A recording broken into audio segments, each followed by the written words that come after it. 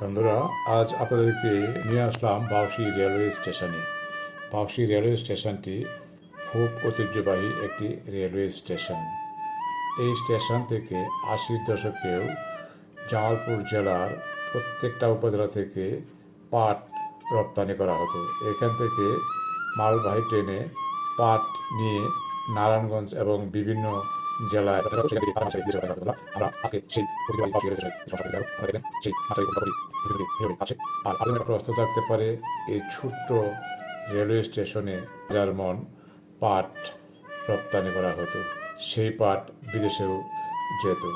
এই বাউসি railway station, এই platform থেকেই তখনকার সময় জামালপুর জেলার প্রত্যেকটা উপজেলা থেকে হাজার হাজার মণ পাট এই বাউসি রেলওয়ে স্টেশন থেকে মালবাহী ট্রেনে করে পাট নেওয়া হতো। সেই পাট জামালপুর, ময়মনসিংহ হয়ে নারায়ণগঞ্জ সহ বিভিন্ন বন্দর এলাকায় যেত এবং সেই পাটগুলো বিদেশে রপ্তানি করা হতো। এই জন্যই এই বাউসি রেলওয়ে স্টেশনটি ঐতিহ্যবাহী বলে মানুষ মনে করে বা আমরা মনে করি। আমি রেলওয়ে থাকাকালীনও ৮০ দশকেও এই রেলওয়ে স্টেশনটি বেশ জমজমাট ছিল। তারপরে এই এলাকায় অনেক কাঁচামাল, কাঁচামরিচ, বেগুন, শাকসবজি উৎপন্ন হয় শীতের মৌসুমে।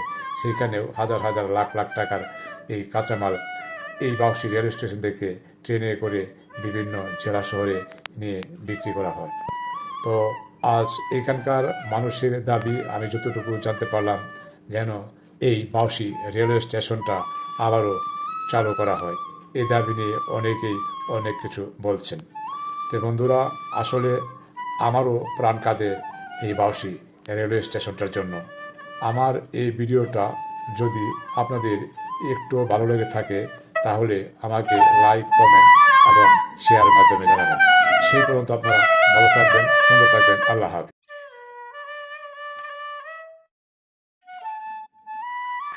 বন্ধুরা, আজ আপনাদেরকে নিয়ে আসলাম বাউসি রেলওয়ে স্টেশনে।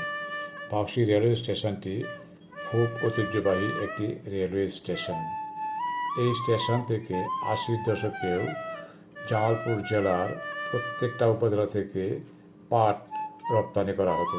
এখান থেকে মালবাহী ট্রেনে পাট নিয়ে নারায়ণগঞ্জ এবং বিভিন্ন জেলায় আমরা আজকে সেই ঐতিহ্যবাহী বাউসি রেলওয়ে স্টেশনের সংস্কৃতি যাব। আমরা দেখবেন সেই মাত্রায় আছে। আর আপনাদের একটা প্রশ্ন থাকতে পারে, এই ছোট্ট রেলওয়ে স্টেশনে ১,০০০ মণ পাট রপ্তানি করা হতো। সেই পাট বিদেশেও